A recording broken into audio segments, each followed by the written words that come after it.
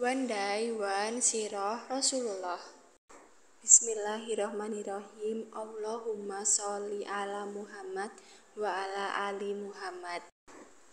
Ketabahan Khadijah. Khadijahlah yang menjadi teladan bagi semua orang pada saat itu. Beliau adalah keturunan bangsawan dan dibesarkan dalam lingkungan yang mewah.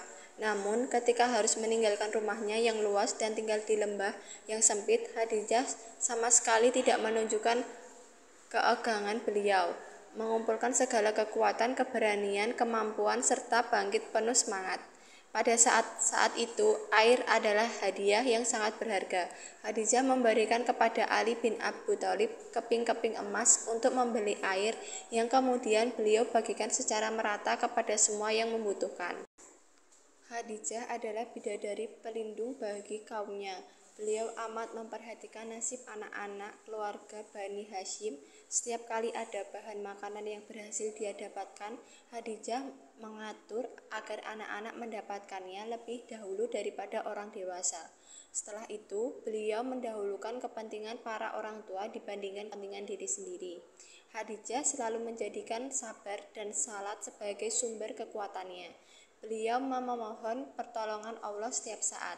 Ketika berdoa, Khadijah tidak hanya mendapatkan pertolongan, tetapi juga keberanian, kekuatan, kedamaian, ketenagaan, dan kepuasan. Selama 3 tahun di pengasingan itu, kekayaan Khadijah yang berlimpah itu habis. Sebagian besar harta itu digunakan untuk membeli air. Beliau amat berbahagia karena dapat menggunakannya dan kekayaan itu untuk menyelamatkan hamba Allah yang paling mulia, Muhammad, keluarganya. Beliau menganggap semua itu adalah sebuah kehormatan sehingga sangat mensyukurinya. Di tengah-tengah bencana dan kesusahan itu, Khadijah tetap tegar dalam keimanan. Hal itu adalah yang jadi sumber kekuatan tidak tergoyahkan bagi orang di sekitar beliau. Khadijah selalu berhubungan dengan Allah lewat sholat. Sholat adalah rahasia keberanian beliau. Perilaku beliau yang tenang dan lembut menjadi pendukung kekuatan bagi seluruh anggota Bani Hashim di tengah-tengah kesulitan itu. Perhiasan terindah di dunia. Islam sangat memuliakan kaum wanita. Rasulullah bersabda, seindah-indahnya perhiasan di muka bumi ialah wanita sholihah. Hikmahnya wanita adalah tiang sebuah bangsa. Apabila wanita baik, baik pula suatu bangsa. Namun apabila wanita jelek, pulaulah bangsa. Harta Abu Bakar. Ketika masuk Islam, Abu Bakar memiliki harta sebanyak 50.000 dirham. Beliau membebaskan 7 budak dengan 400 dirham per orang. Jadi uang beliau terpakai sebanyak 2.800 dirham. Sebagian besar sisanya digunakan untuk mempertahankan hidup bersama kaum muslimin di dalam Syi'ib. Taufal ad-Dawsi. Di tengah-tengah kesulitan itu, Rasulullah yang tidak pernah menyerah, sedikit demi sedikit terus mendapatkan kemenangan. Suatu hari datanglah seorang bangsawan dan penyair cendekia dari luar Mekah bernama Taufal ad-Dawsi. Seketika itu juga orang-orang Quraisy memberinya peringatan. Hati-hati terhadap Muhammad, jangan dengar kata-katanya. Dia telah memecah belah orang dengan keluarganya.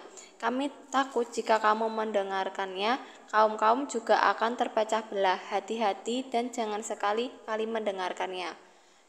Diperingatkan seperti itu membuat Taufil penasaran. Namun, aku adalah cendekiawan dan penyair. Aku dapat mengenal mana yang baik dan mana yang buruk. Apa salahnya kalau aku mendengarkan sendiri apa yang akan dikatakan orang itu? Jika ternyata baik dan aku terima, kalau buruk aku kutinggalkan. Setelah berpikir begitu, Taufal ad-Dawsi mengikuti Rasulullah sampai ke rumahnya. Tuan, benarkah Anda seperti dituduhkan orang? Tanya Taufil. Apa yang Anda bawa dan Anda sampaikan kepada mereka? Rasulullah menjawab pertanyaan-pertanyaan itu dan membacakan ayat-ayat Al-Quran. Hati Taufil segera luluh dan dia pun memeluk Islam. Ketika kemudian ia kembali kepada kaumnya, sebagian mereka langsung memeluk Islam, sebagai yang lain tampak ragu. Taufal ad-Dawsi. Namun aku adalah cendekiawan dan penyair. Aku dapat mengenal mana yang baik dan mana yang buruk. Apa salahnya kalau aku mendengarkan sendiri apa yang akan dikatakan orang itu? Jika ternyata baik akan aku terima, kalau buruk akan kutinggalkan. Setelah berpikir begitu, Taufal ad-Dausi mengikuti Rasulullah sampai ke rumahnya. Tuan, benarkah Anda seperti dituduhkan orang? Tanya Taufail. Apa yang Anda bawa dan Anda sampaikan kepada mereka? Rasulullah menjawab pertanyaan-pertanyaan itu dan membacakan ayat-ayat Al-Quran. Hati Taufail segera luluh dan dia pun memeluk Islam. Ketika kemudian ia kembali kepada kaumnya, sebagian mereka langsung memeluk Islam, sebagian yang lainnya tampak masih ragu.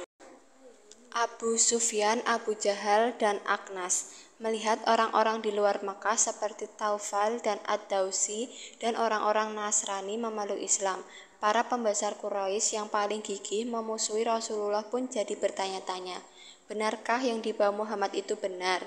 Diam-diam Abu Sufyan pergi pada suatu malam mendekati kediaman Rasulullah.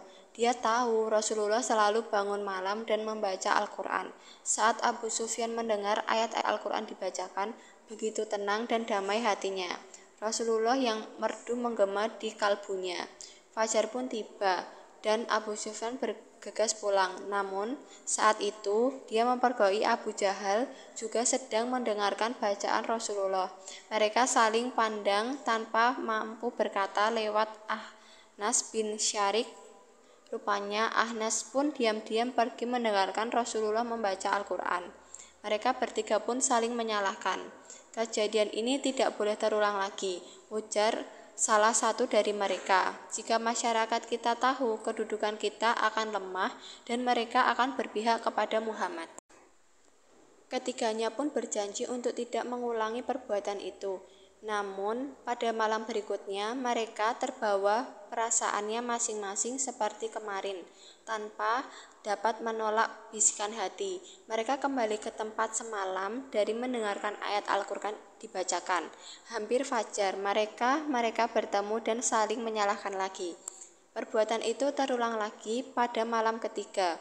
Ketika mereka saling bertemu pada waktu fajar, kembali mereka saling tuduh. Rasa takut kemudian timbul di hati masing-masing. Mereka takut kehilangan kedudukan jika masyarakatnya memeluk Islam.